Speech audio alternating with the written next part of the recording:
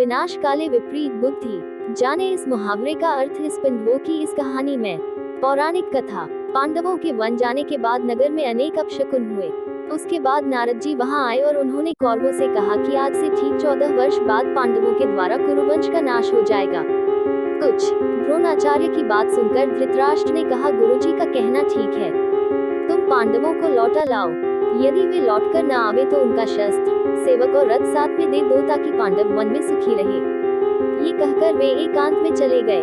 उन्हें चिंता सताने लगी, उनकी सांसें चलने लगी। उसी समय संजय ने कहा, आपने पांडवों का राजपाट छीन लिया, अब आप शोक क्यों मना रहे हैं? संजय ने धृतराष्ट्र से कहा, पांडवों से वैर करके भी भला किसी को सुख मिल सकता है।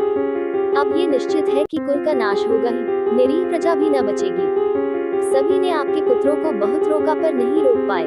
विनाश काल समीप आ जाने पर बुद्धि खराब हो जाती है, अन्याय भी न्याय के समान दिखने लगती है।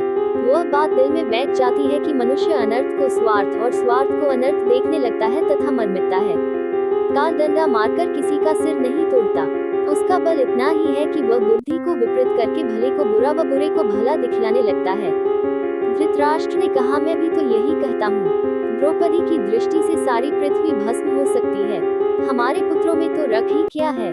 उस समय धर्मचारिणी द्रौपदी को सभा में अपमानित होते देख सभी कुरुवंश की स्त्रियां गांधारी के पास आकर करुणकुंदन करने लगी।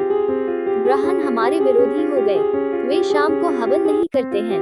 मुझे तो पहले ही विदुर ने कहा था कि द्रौपदी के अपमान के कारण ही भरतवंश का नाश होगा।